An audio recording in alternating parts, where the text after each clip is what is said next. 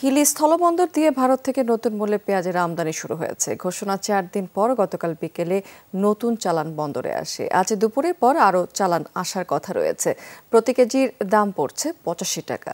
4টি ট্রাকে 123 টন পেঁয়াজ আমদানি করা হয়েছে। গেল শুক্রবার পেঁয়াজ রফতানির ন্যূনতম মূল্য 550 থেকে কমিয়ে 405 মার্কিন ডলার নির্ধারণ করে দিয়েছে ভারত। রফতানি শুল্ক 40% থেকে কমিয়ে ধার্য করা হয়েছে 20%। স্বাস্থ্যকর অল টাইম ফ্যামিলি কেক, সব সময় all time healthy life. Server জটিলতার কারণে ঘোষণার পরবর্তী 4 দিন পেঁয়াজ আমদানি করতে পারছিলেন না ব্যবসায়ীরা। বলছেন ভারত সরকার শুল্ক এবং মূল্য কমালেও সে দেশের মোকামে দাম কিন্তু কিছুটা বেড়েছে। তবে শুল্ক এবং রফতানি মূল্য কমিয়ে আনায় স্থানীয় বাজারে পেঁয়াজের যোগান বাড়বে, যার প্রভাব পড়বে দামে। সার্ভারে এখনো আসেনি, আজকে আসছে।